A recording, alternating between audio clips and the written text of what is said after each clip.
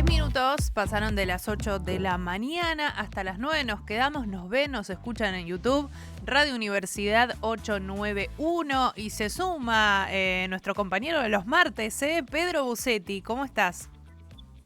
¿Qué tal, Rocío? Buen día. ¿Qué tal, Leandro? Bueno, ¿Qué tal? Buen día. qué rápido Ahí, pasa la semana, que ya nos volvemos a encontrar con más temas, Pedro. lamentablemente pasa demasiado rápido para nosotros, los que tenemos una cantidad de años muy importante. Estaba escuchando el comentario que ustedes hacían sobre el evento que va a hacer Morón sobre la historieta y pensaba teniendo en cuenta mi historia personal, que el primer acercamiento a la lectura para los chicos era la historieta, ¿no? Aquella época, en la década del 50, el Rayo Rojo, bueno, y la colección del Tony y demás. Digo, ¿cómo se ha perdido eso?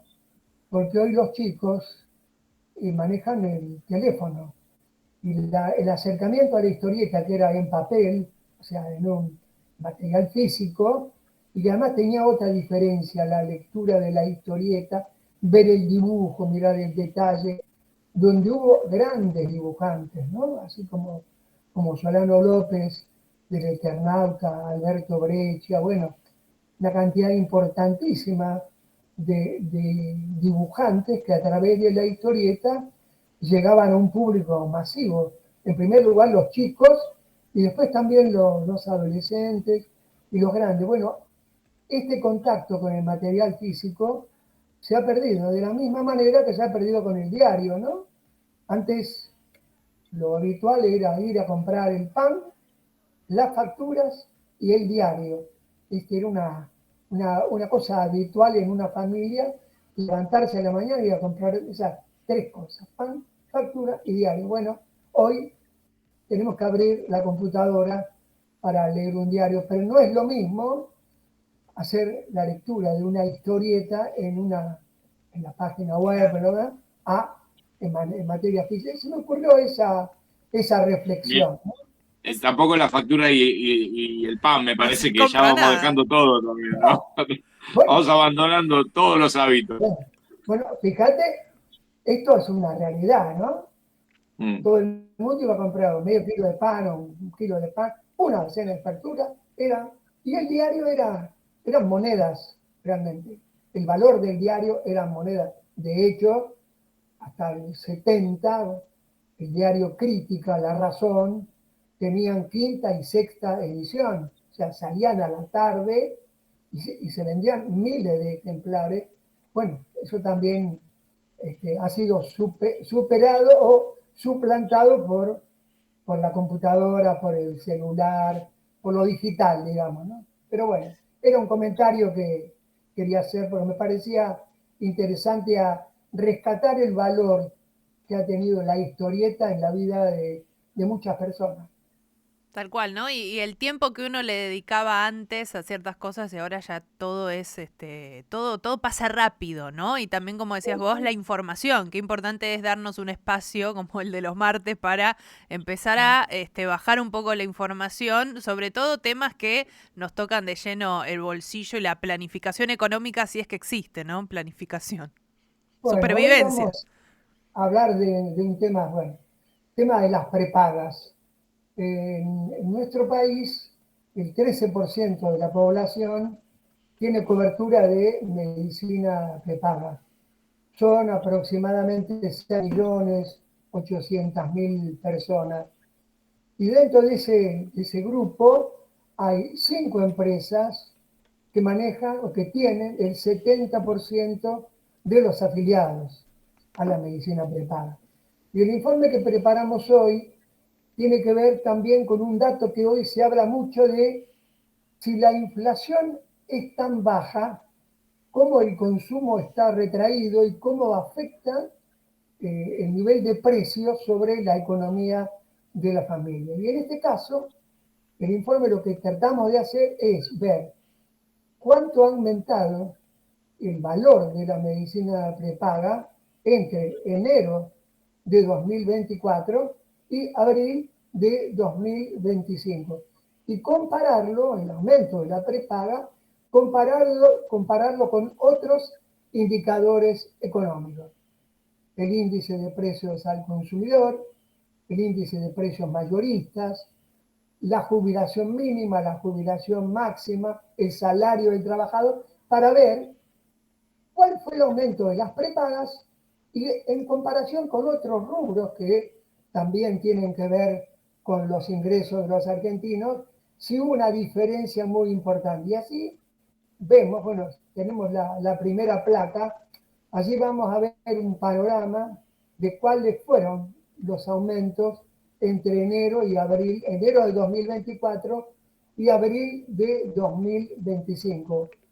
Estos datos provienen del informe que el doctor Guillermo Francos, jefe de gabinete de ministros, le hizo a la Cámara de Diputados en abril de este año. Es el informe número 142 que el jefe de gabinete le presenta a la Cámara de Diputados respondiendo preguntas que los propios diputados, o sea, estos que estamos dando aquí son datos oficiales, no son datos privados ni que hayamos elaborado en función de alguna información. No, son datos proporcionados por la jefatura de gabinete. Y ahí vemos, fijémonos, durante el gobierno de Javier Milei, en estos ya 18 meses, hay una marca, una empresa, que aumentó el 383,07%. Y la más baja, la que menos aumentó, es OSDE, 217,49. En el medio, bueno, 250, 275. Ahora bien, tengamos en cuenta que el ingreso de la familia que paga la prepaga no estuvo en relación con estos incrementos. O sea, ningún afiliado a una empresa de medicina prepaga tuvo este crecimiento de sus ingresos en relación al aumento de la prepaga. Y Habría que ver, Pedro, sí, habría que ver si, bueno, vos decías que el 13% de la población tiene o usa medicina prepaga. Habría que ver qué pasó también con cuántos no pudieron continuar teniéndola, ¿no? Porque Claro. estos incrementos hicieron que mucha gente no le quede otra que recurrir al hospital público y decir, bueno, ya la prepaga no es para mí. sí, no, lo que sucedió es mucha gente bajó de plan, adhirió Claro, a planes más económicos que estuvieran al alcance de su bolsillo, planes que tienen que ver con menores valores, pero que con copagos, ¿no? Y claro. como bien Tampoco se decía, puede cambiar de obra social porque mucha gente, pienso en personas adultas que probablemente tengan alguna enfermedad, No te digo, aceptan, es muy difícil. por hipertensión, cualquier supuesto, enfermedad que viene con la edad. ¿Y quién te acepta? Si vos decís, bueno, me cambio una más barata, hay que ver si te aceptan. Cuando vos llegás y dices, usted alguna enfermedad tiene, no me... ¿Usted alguna sin medicación duda. toma? Mira, entre la cantidad de afiliados que tienen las empresas prepagas, hay muchos afiliados que son afiliados directos a través de su empleo. Pero hay otro sector que son afiliados directos que tienen afiliación de más de 20, 30 años, que son gente hoy muy mayor, que obviamente piensa en las probabilidades de riesgo de su salud, internación, enfermedades prolongadas, y que obviamente busca tener una cobertura más segura y por eso acude a la medicina prepaga. Hoy, hoy, si un matrimonio, un matrimonio de mayor a 65 años, quiere afiliarse a una empresa de medicina prepaga, aunque no tenga enfermedades preexistentes, va a tener que pagar entre 700 y 900 mil pesos por mes. Digo, tengamos en cuenta qué nivel de ingresos tiene que tener una familia, un matrimonio, una persona que quiere afiliarse, si para dos personas tiene este costo. Pero bueno, sigamos con la placa número 2, donde empezamos a hacer la comparación. dijimos que las prepagas tenían aumentos entre el 217%, la más económica, digamos, hasta un 383%. Ahora bueno, veamos, ¿cuánto aumentó la jubilación máxima entre enero de 2024 y abril de 2025? 170%. La jubilación mínima aumentó en la misma proporción, 170%. Recordemos, enero de 2024, jubilación mínima, 105.000 pesos, abril 2025, 285.000 pesos. Seguimos, el salario promedio, que lo mide y lo difunde la Secretaría de Trabajo, ex Ministerio de Trabajo. ¿Cuánto aumentó en este periodo? 182,74. De 555.000 pesos en enero de 2024 pasó a 1.570.000 en abril de 2025. Sigamos, salario mínimo vital y móvil. Bueno, estas cifras son realmente un escándalo, ¿no?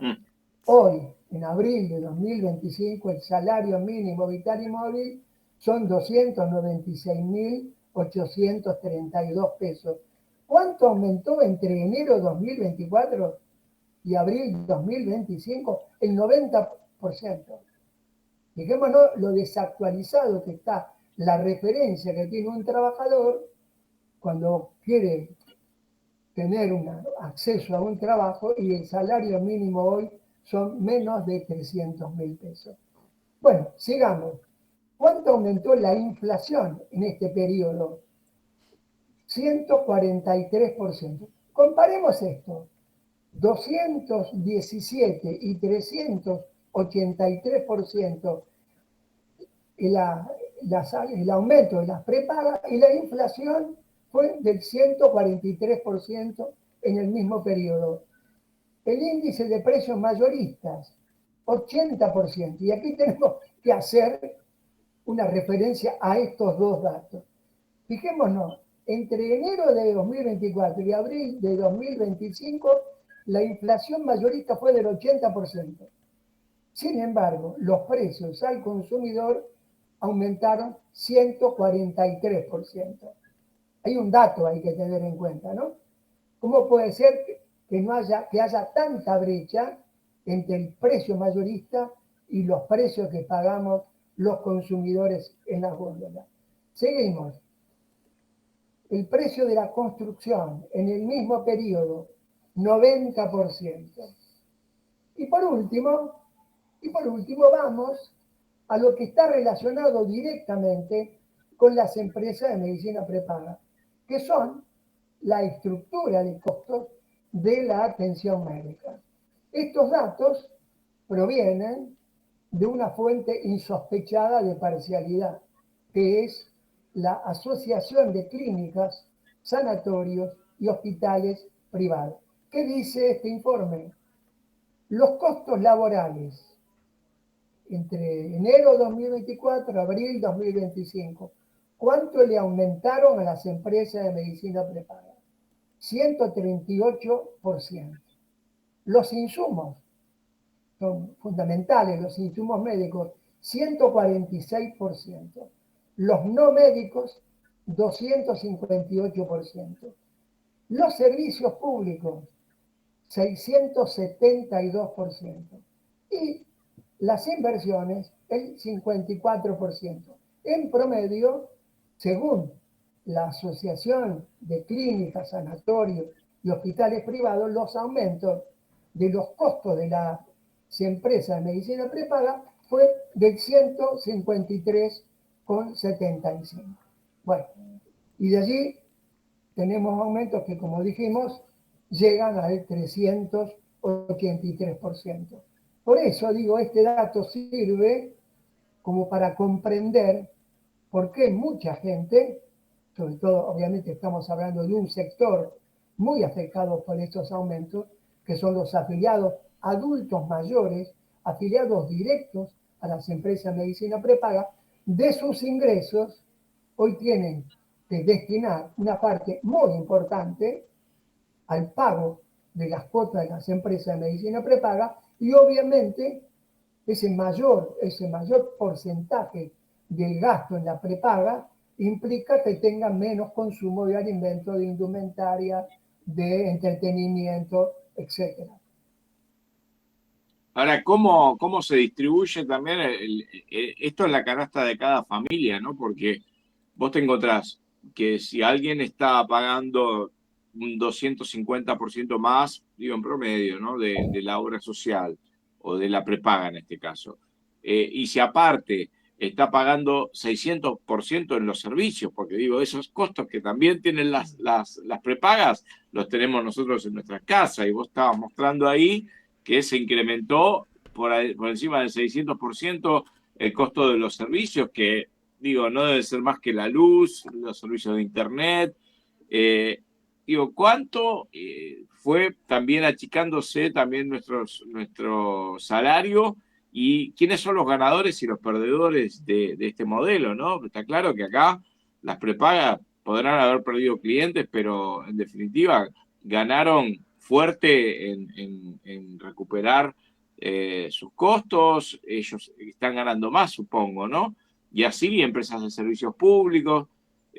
¿Cómo nos tocó perder, ¿no? Está claro que por algo no nos alcanza la plata a fin de mes, Además, cuando hacemos los números. sí, las Bueno, prepagas venían aplicando, Pedro, aumentos, digo, por fuera de cualquier tipo de acuerdo o de directiva. Recuerdo que el gobierno las había obligado a que retrotraigan y estos mails que te llegan, no, ahora les vamos a devolver. La gente no termina entendiendo nada. ¿Qué es lo que me aumentás? Después me devolvés 5.000 pesos, después me volvés a aumentar. Digo, muy irregular todo también, ¿no? no, además, las que fueron obligadas a devolver parte de lo que habían cobrado, digamos, indebidamente, fueron muy pocas. Claro.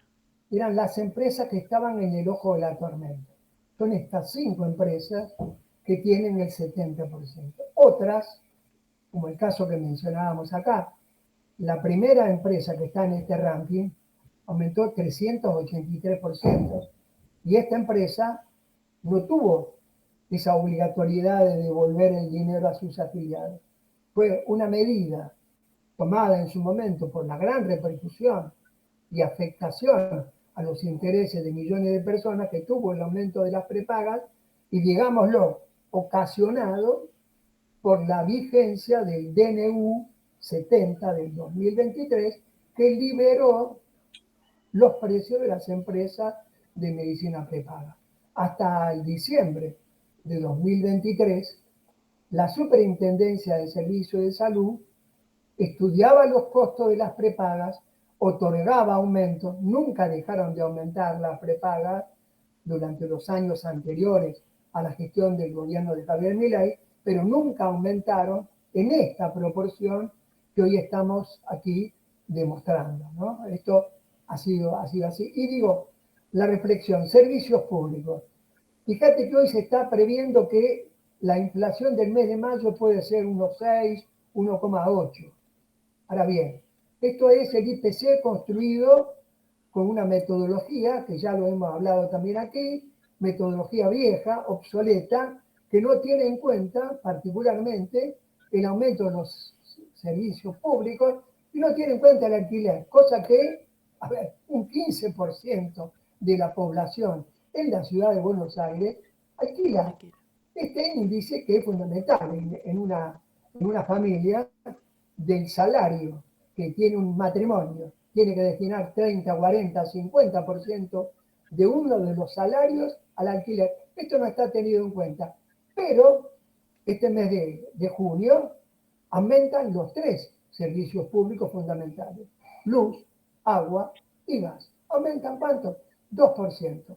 ¿Cuánto aumenta la telefonía celular, internet, televisión por cable? Una empresa 2,8, las otras un poco más. ¿Cuánto aumentan las prepagas? 2,9. A ver, entonces, si tenemos en cuenta estos aumentos que van directamente para ser enfrentados por el bolsillo de los consumidores, ese indicador del 1,6, 1,7 no representa la realidad.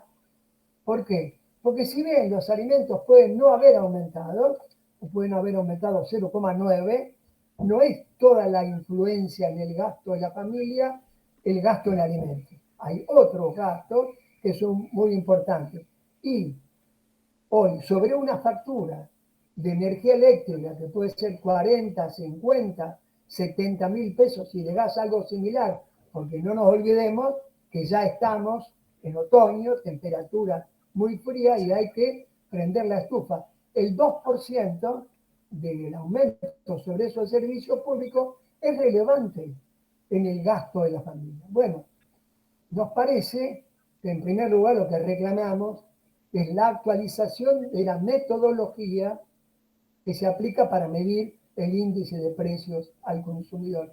Y además también seguimos pensando que debería haber varias canastas de acuerdo al consumo.